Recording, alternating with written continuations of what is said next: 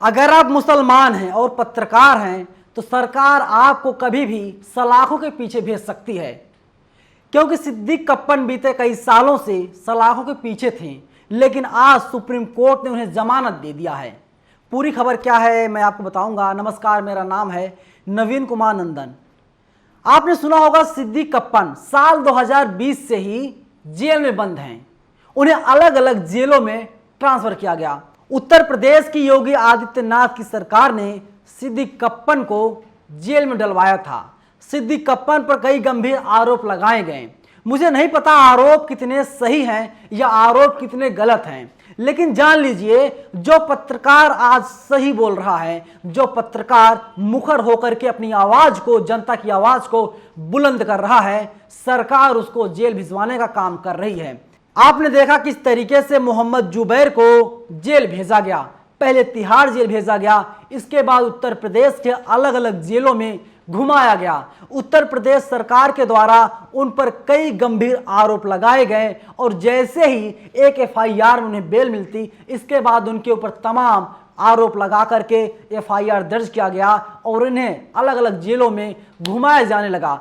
Supreme court को कहना पड़ा, देखिए इस मामले में तो ऐसा है कि सरकार अपने अलग ही विचार से, सरकार अपना कुछ निजी स्वार्थ सिद्ध करना चाह रही है, इसी की वजह से उन्हें अलग अलग जेलों में डाला जा रहा है। वैसा ही हाल कुछ सिद्दीक कप्पन का हुआ था। दरअसल सितंबर महीने में 14 सितंबर 2020 को एक लड़की के, दलित लड़की के साथ में गैंग रेप हुआ था हाथरस में।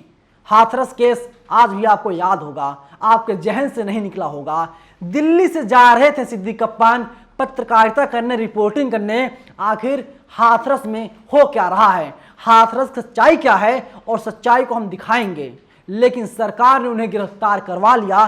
सरकार ने कहा ये पीएफआई से जुड़े हुए हैं, ये आतंकी संगठन के हिस्सा हैं और ये चाहते हैं उत्तर प्रदेश के साथ ही पूरे देश को जला दिया जाए। सरकार ने यूएपीए लगा दिया और उन्हें जेल के अंदर डलवा दिया। तमाम सुनवाइयां हुई, लेकिन उन्हें राहत नहीं मिल रही थी। आज उनकी तरफ से कपिल सिब्बल थे और सरकार की तरफ से तमाम वकील थे, लेकिन आज जब सुप्रीम कोर्ट में सुनवाई हो रही थी तो सिद्दीक कप्पन का पक्ष जो था वो मजबूत हो गया और उत्तर प्रदेश सरकार की तरफ से जो वकील थे उनका पक्ष कमजोर हो गया। लेकिन उत्तर प्रदेश सरकार की तरफ से जो वकील थे वे नहीं चाह रहे थे सिद्दीक कप्पन जेल से छूट पाए। सरकार की कोशिश यही थी सिद्दीक कप्पन को अधिक से अधिक दिनों तक जेल में रखा जाए, क्योंकि 2 साल का वक्त गुजर गया और 2 साल का वक्त गुजरने के बाद सरकार को संतोष नहीं हो रहा था। सरकार यही सोच रही थी कि अगर सिद्दीक कप्पन बाहर आएंगे, हो सकता है किसी और सच का खुलासा कर दें। योगी आदित्यनाथ और प्रधानमंत्री मोदी की सरकार में आप अपनी आवाज को बुलंद नहीं कर सकते। अगर आप मुसलमान हैं तो आपके लिए और खतरे की घंटी है, क्योंकि आपका नाम उर्दू अल्फाजों से है।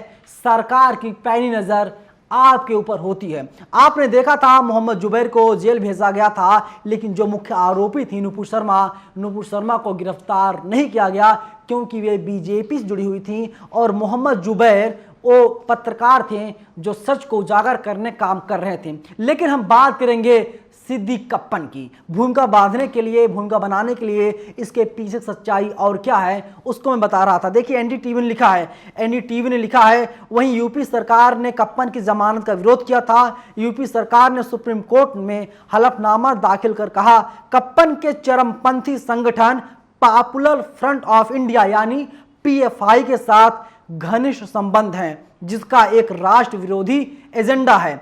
वहीं एनडीटीवी आगे लिखता है, केरल के पत्रकार सिद्दीक कप्पन को सुप्रीम कोर्ट से जमानत मिली। इस मामले की सुनवाई सीजेआई यानी chief justice of India UU Lalit और जस्टिस एस रविंद्र भट्ट और जस्टिस पीएस नरसिम्हा की बेंच कर रही थी।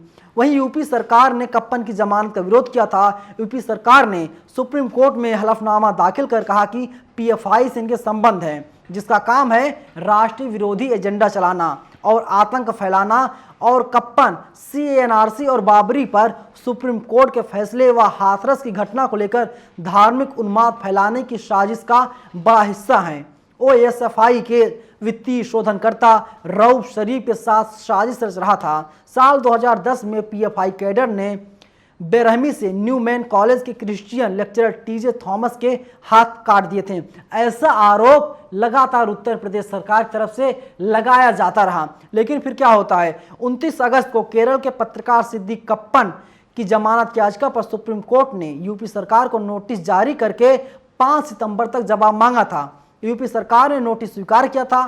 कप्पन की ओर से कपिल सिब्बल ने कहा था कि 45,000 रुपये बैंक में जमा कराने का आरोप है।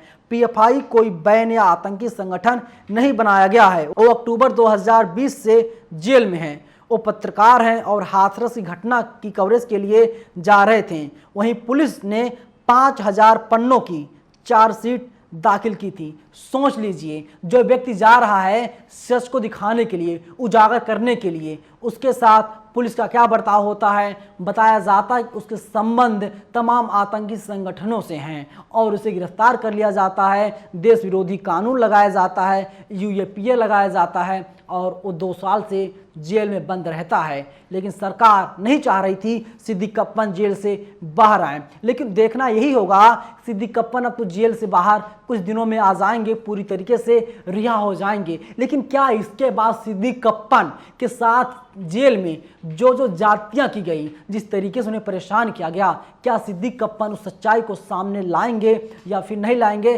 अपने में बड़ा सवाल है। क्योंकि आपको पता होगा, जब प्रशांत कन्नौजिया को उत्तर प्रदेश की पुलिस ने दिल्ली से गिरफ्तार किया था, प्रशांत कन्नौजिया एक इंटरव्यू में बताते हैं कि उत्तर प्रदेश की पुलिस कान में हिट देने का काम करती थी। सोचिए, जब कोई व्यक्ति फेसबुक पर, ट्विटर पर, इंस्टा पर या कहीं पर किसी अखबार में, किसी पत्रिका में सच लिख रहा है तो उसे इस तरीके से प्रताड़ित किया जाता है।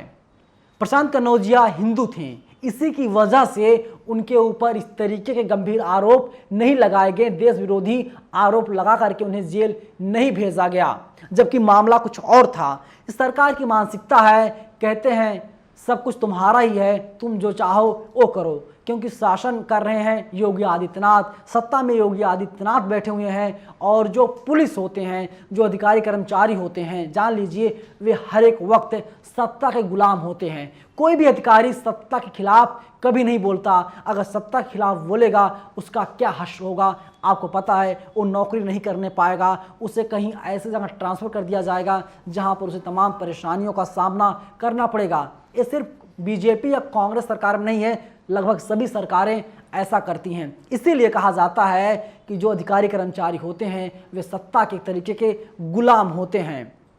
सिद्दीक कप्पन को जमानत मिल गई है, कुछ दिनों में जेल से रिहा हो जाएंगे जब कागजी कार्रवाई पूरी हो जाएगी। इसके बाद सिद्दीक कप्पन से देश के युवाओं को, देश के अन्य पत्रकारों को बड़ी उम्मीदें हैं।